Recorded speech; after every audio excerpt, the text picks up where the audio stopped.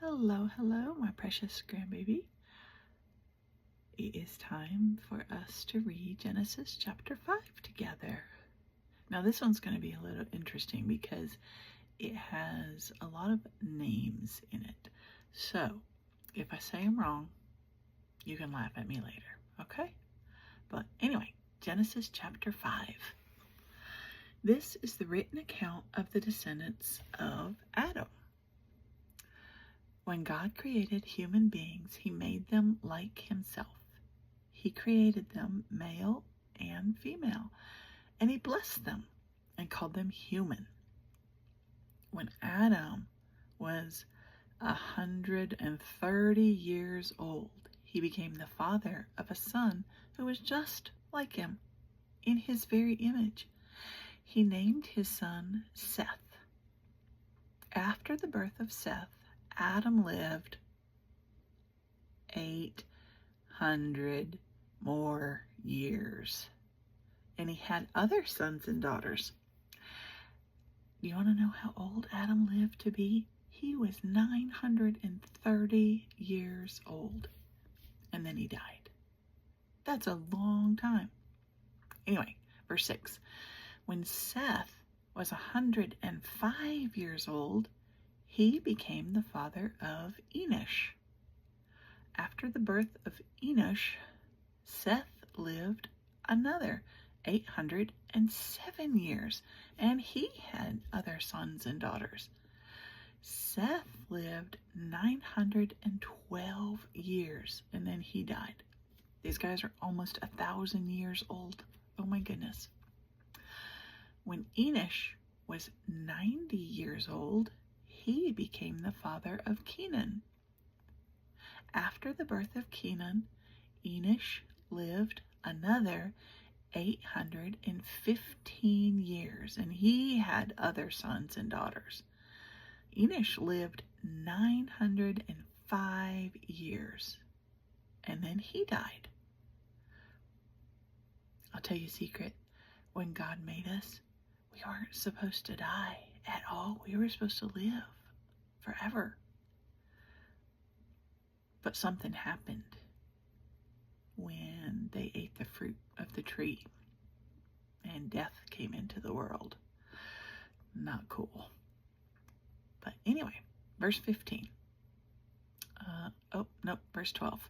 When Kenan was 70 years old, he became the father of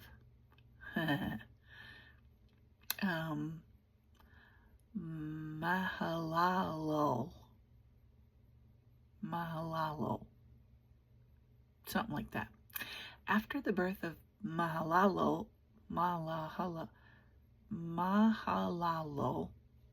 Kenan lived another 840 years, and he had other sons and daughters.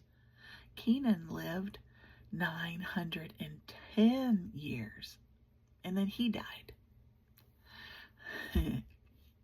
When Mahalalel was 65 years old, he became the father of Jared. He probably got tired of everybody saying Mahalalel, hey Mahalalel, and named his son something easy. Verse 16. After the birth of Jared, Mahalalel lived another 830 years, and he had other sons and daughters. Mahalalel lived 895 years, and then he died. When Jared was 162, he was 162 before he had his first kid. When Jared was 162 years old, he became the father of Enoch. After the birth of Enoch, Jared lived another 800 years, and he had other sons and daughters. Jared lived 962 years, and then he died. 962 years. That's old. When Enoch was 65 years old, he became the father of Methuselah. I do know how to say that one. after the birth of Methuselah, Enoch lived in close fellowship with God for another 300 years. And he had other sons and daughters. Now listen to this. This is really cool. Enoch lived 365 years, and he walked in close fellowship with God. He's the only one that says that about so far. But guess what?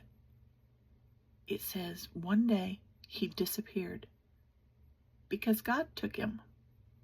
He didn't die. He just disappeared. Kind of cool. When Methuselah was 187 years old, he became the father of Lamech.